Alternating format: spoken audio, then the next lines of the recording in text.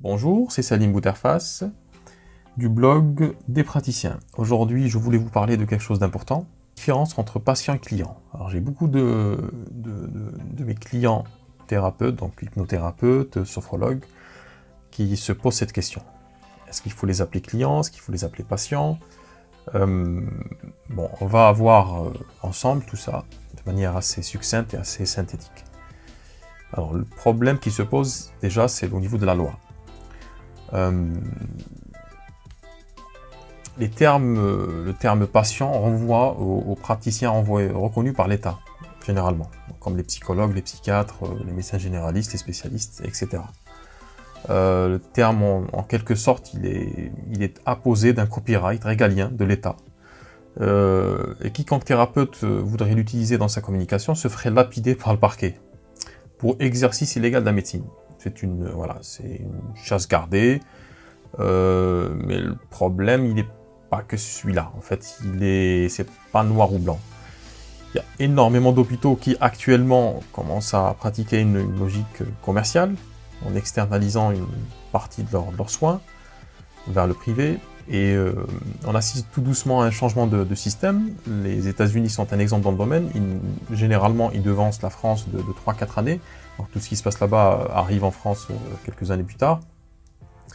Et on peut prévoir un changement dans la manière d'aborder la souffrance physique ou psychique dans les prochaines années. On rentre de plus en plus dans une logique marchande, de privatisation. Ce qui est sûr, c'est qu'il est interdit pour un praticien en thérapie brève d'appeler ses clients patients. Non seulement il ne peut pas les appeler patients, mais il ne peut pas dire qu'ils soignent. Le mot soigner est aussi une chasse gardée de la profession, on va dire, classique, de médecine classique. Pour revenir à la terminologie, selon Wikipédia, le mot patient est dérivé du mot latin patiens, participe présent du verbe pati, signifiant celui qui endure, ou celui qui souffre. Donc le patient est celui qui souffre. La thérapie brève exerce justement son emprise et son entreprise thérapeutique et salvatrice sur des gens qui souffrent psychologiquement. Donc on pourrait se dire que logiquement, on peut les appeler patients. C'est quelque chose qui coule de source, puisque ce sont des gens qui souffrent.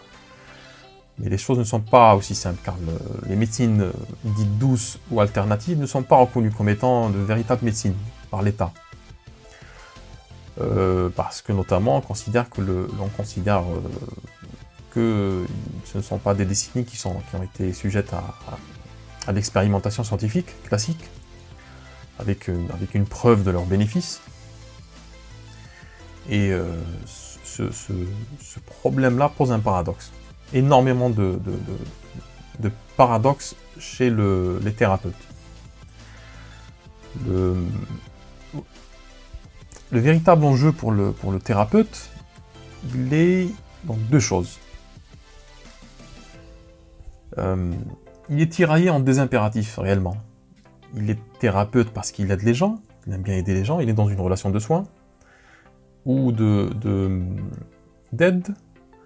Et puis, au regard de la loi, de l'État, c'est un entrepreneur. C'est quelqu'un qui s'est enregistré au greffe, à l'URSSAF, et il doit assumer tout ce qui s'ensuit, comme charge, voilà. Il doit avoir un salaire, il va pouvoir en vivre. Le plus souvent, le thérapeute choisit sa discipline par passion, son expérience personnelle ou son ouverture d'esprit l'ont amené à se former, à se lancer dans ce métier de praticien, donc, que ce soit l'hypnose, la sophrologie, la PNL, le MDR, etc.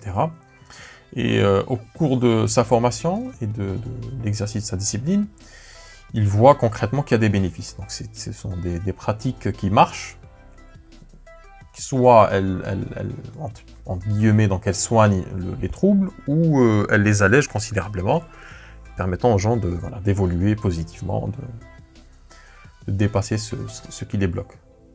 C'est-à-dire soit élimination de la souffrance, pour revenir au terme patient, soit la diminution drastique. Il est dans une relation d'aide, d'accompagnement, et le côté financier, généralement, le thérapeute se dit que ça viendra après, forcément, si le travail est bien fait. Il fait confiance au bouche à oreille, à la solidité de la pratique, tout ça. Ce paradoxe a une conséquence directe sur le succès du cabinet, du moins dans l'indépendance financière du thérapeute. Pourquoi? Il y a deux choses à considérer. Alors, s'il est dans une démarche où il ne considère son patient que comme un client, ça va décrédibiliser sa pratique. Donc il aura peur aussi de passer pour un vendeur de tapis. Ça aussi, il y a énormément de griefs contre ça. J'ai beaucoup de thérapeutes qui me disent oui, mais je ne peux pas trop forcer sur l'aspect commercial, marketing, parce que ça va décrédibiliser le travail, on va passer pour des vendeurs de tapis. Ils sentent aussi qu'ils trahissent leur profession, ils se trahissent, ils trahissent leurs valeurs, les choses qui les ont amenés à faire ce métier. Et puis, s'ils s'engouffrent là-dedans, c'est pas bon. C'est pas bon parce que ça donne une très très mauvaise image de la thérapie brève, qui est une thérapie qui n'a pas pignon sur rue, pas encore. Donc, normalement, il doit faire un travail de pédagogie, il doit expliquer ce que c'est, parce qu'il y a tellement de fausses informations qui tournent autour de ces thérapies brèves. Puis il y a beaucoup aussi de charlatans, il faut le dire aussi. Donc il aime son métier, il veut le faire bien, mais voilà. S'il est dans une démarche purement commerciale, ça pose problème. Alors si au contraire il est dans une démarche purement altruiste, entre guillemets, même si beaucoup de thérapeutes ne le disent pas, et ça se voit dans leur prise de décision, ils sont pleinement dans une relation d'aide, mais ils vont éluder la question de la prospection et l'impératif de faire croître sa clientèle. Ils auront souvent une attitude commerciale très très mitigée, très timide. Ils n'iront pas jusqu'au bout. Alors ils feront de la publicité, mais pas trop. Parce qu'ils ils retombent toujours dans ce doute de faut pas en faire trop pour ne pas paraître trop commercial. Voilà, faut pas qu'on croie que le thérapeute court derrière l'argent. Le problème, c'est que le principe de réalité les rattrape le plus souvent. Ils n'ont pas beaucoup de clients, les charges s'accumulent, le salaire, on n'en parle même pas au début. Bref, ils sont tiraillés entre ces deux postulats à gérer.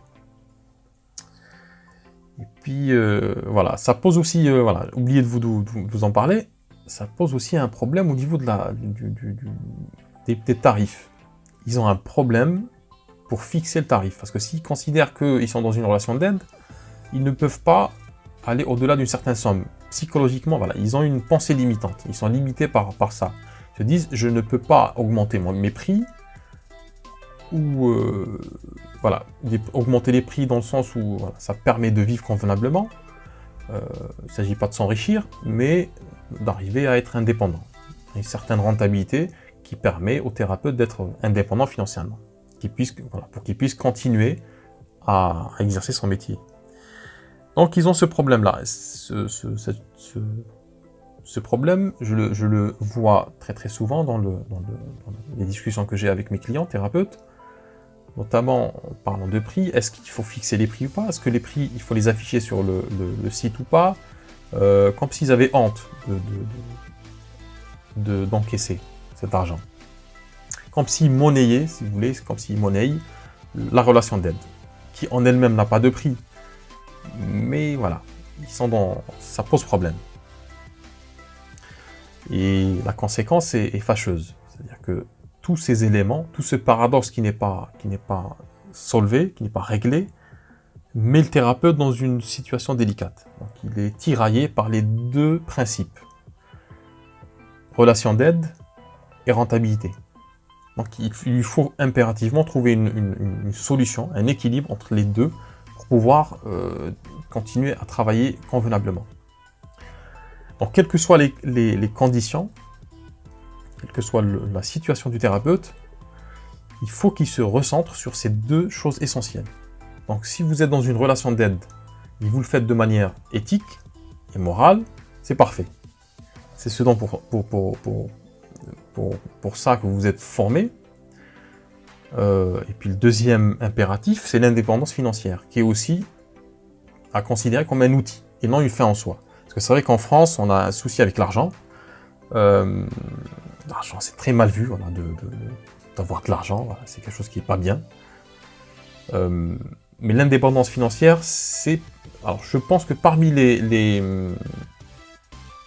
motivations qui vous ont poussé à faire ce métier, donc il y a la relation d'aide, et puis l'indépendance financière. Alors, c'est pas l'argent en tant que soi, en tant que tel, c'est plutôt le fait d'être indépendant, de ne plus être salarié, d'être à son compte, de travailler comme on veut, librement, pouvoir expérimenter certaines choses qu'on ne pourrait pas forcément faire en étant salarié, voilà, de pouvoir se déployer au niveau de ses compétences, ses talents, de développer ses talents. Cette indépendance financière requiert forcément une démarche commerciale. Donc l'équilibre, il faut le trouver entre ces deux. On ne peut pas aider quiconque si on ne développe pas sa clientèle. Si on n'est pas indépendant financièrement, on ne peut pas aider les gens. Et c'est très important de concilier les deux. C'est-à-dire de faire son travail de manière éthique, morale, et en même temps de continuer à prospecter pour avoir assez de clientèle pour ne plus avoir pour ne plus retomber dans ce stress qui est lié souvent au salariat. C'est-à-dire arriver le lundi matin avec la boule au ventre, ou voilà, le week-end on pense au lundi, mardi, j'ai pas de clients, comment je vais faire, est-ce que j'ai fait le bon choix? Donc la question normalement ne devrait pas se poser. Quand on est indépendant, quand on est dans cette relation d'indépendance, plutôt d'entrepreneuriat, on doit avoir forcément une logique d'entrepreneur. Et cette logique d'entrepreneur renvoie forcément à une logique marketing. Marketing, bon, c'est vrai que le mot est galvaudé, ça fait tout de suite McDonald's, et Amazon et eBay, mais marketing, c'est l'action c'est le marchandage, c'est l'action de vendre ses services, de bien les vendre, de bien les exposer. Donc, vous avez une offre thérapeutique, vous exercez avec passion, avec éthique. Ce que vous devez faire, c'est trouver un équilibre.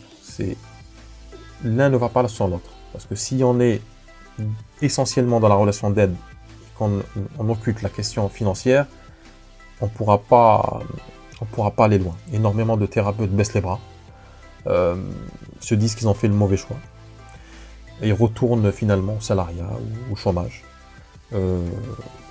Ça crée énormément de doutes, de regrets. Donc le but, c'est pas ça. Le but, c'est de pouvoir exercer son métier comme il se doit et de pouvoir en vivre. Voilà, donc je voulais aujourd'hui partager avec vous ce retour d'expérience que j'ai avec mes clients et que je vois très très souvent dans les discussions sur Facebook, sur les groupes, sur les forums. C'est quelque chose qui revient souvent. Et c'est ce qui nuit parfois à l'avancement, au déploiement d'une profession. Le fait de ne pas assumer certaines réalités. Voilà, donc c'était mes pensées du matin. Je vous remercie d'avoir écouté. Vous pouvez télécharger le guide. Je vous ai mis un e-book gratuit. Les 10 commandements essentiels pour réussir sa carrière de thérapeute. Il y a des outils qui vont vous permettre de faire connaître votre activité tout en restant éthique et moral. Vous trouverez le lien en description. Je vous dis à bientôt. Au revoir. Merci d'avoir écouté ce podcast. Je voulais partager avec vous mes pensées, mes introspections et mes retours d'expérience sur cet aspect de la profession. N'oubliez pas que vous trouverez dans le lien de la description le guide que je vous offre gratuitement, donc vous pouvez télécharger, qui s'intitule « Les 10 commandements essentiels pour réussir sa carrière de thérapeute ». Vous y trouverez beaucoup de conseils, conseils simples que vous pouvez mettre en pratique, qui vont vous permettre de faire avancer votre cabinet, de vous déployer et d'acquérir à terme une certaine indépendance financière. Et je vous donne rendez-vous pour le prochain podcast. D'ici là, soyez heureux